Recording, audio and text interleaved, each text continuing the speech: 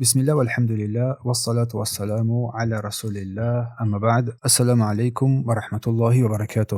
برادران و خواهران گرامی قدر، امروز با فضل و کرم الله سبحانه و تعالی از این کتاب مبارک ادب طالب علم که تعلیف شیخ عبدالمحسن ابن محمد القاسم امام خطیب مسجد مدینه منوره می باشند، الله سبحانه و تعالی حفظشون کند. و سپس شیخ حفظه الله تعالی میفرماید که الخوف من الریا، الخوف من الریا، ترس از ریاکاری. این نقطه مهم است. الخوف یعنی ترس از ریاکاری. این رو هم باید انسان در حیات خود یک نقش مهم قرار بدهد. میفرماید که من شرط قبول عمل صالح سلامته من الشرک و الریا. یکی از شرط‌های قبول عمل صالح، سلامت ماندن این عمل صالح از شرک و ریا هست، که این شرک و ریا توحید را مخالفتی می نماید، ضد توحید است. شرک و ریا توحید را مخالفتی می کند. این نقطه خیلی مهم است. پس وقتی که انسان میتواند کار نیک را پنهان انجام بدهد و آن کار را انجام بدهد، این دلیل است که مقصد اساسی بنده رضای الله است، نه تعریف مردم. یعنی که پنهان کاری، عمل را پنهان انجام دادن، خود اخلاص را کفالت نمیدهد، اما علامت و سبب‌های قوی از برای محافظت نیت قرار می‌گیرد. هر قدر عمل در چشم مردم پنهان‌تر باشد، همان قدر امید قبول اعمال بنده در نزد الله سبحانه و تعالی می‌شود. چون عمل را پنهانی کردن از آمیخته شدن نیت با ریا کمتر می‌شود و انسان بیشتر به من کردم گفته، این رو من کردم گفته، این از دست من از گفته دورتر می‌گردد و این بر اخلاص نیت بنده با بیشتر نزدیکتر می‌گرداند. حتی می‌فرماید که خاف نبی صلی الله علیه و سلم علی اصحابه الریا.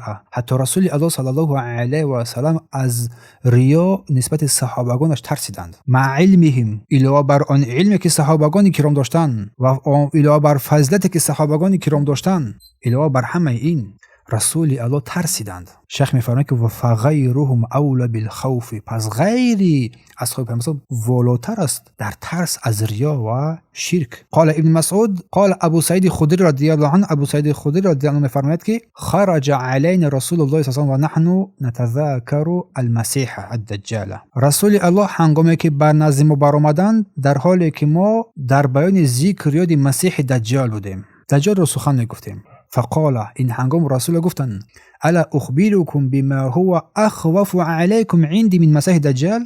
آیا من بر شما خبر ندهم؟ آیا شما را از چیزی خبر ندهم که نزد من برای شما از مسیح دجال هم دیده ترسناکتر است؟ قال، گفت قلنا بله، گفتیم بله ای رسول الله. قال الشرک الخفی، شرک پنهان، شرک پنهانه. پس شرک پنهانه چی است؟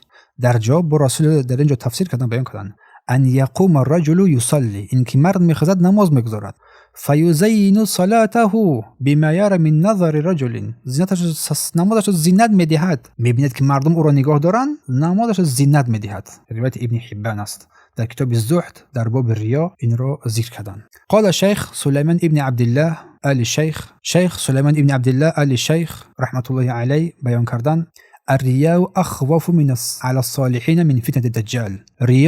ریاکاری یا که ریا برای صالحان از فتنه دجال دیده هم ترسناکتر است. فتنه دجال دیدن ترسناکتر است. اما اعمال غیر صالحه فلا ریا فیها، ان اعمال هایی که غیر صالح هستند، اعمال های غیر صالح هستند، در آن دیگر ریایی نیست، و انما يدخل فيها الشهره والعجب والفخر والكبر. میفرماید با درستی که یا که بلکه با آنها عادتا شهرت نمایی یا که شهرت طلبی، خودپسندی، فخر، کبر، غرور مانند اینها داخل می شود و انسان را هلاک می کند. این نقطه دوم است.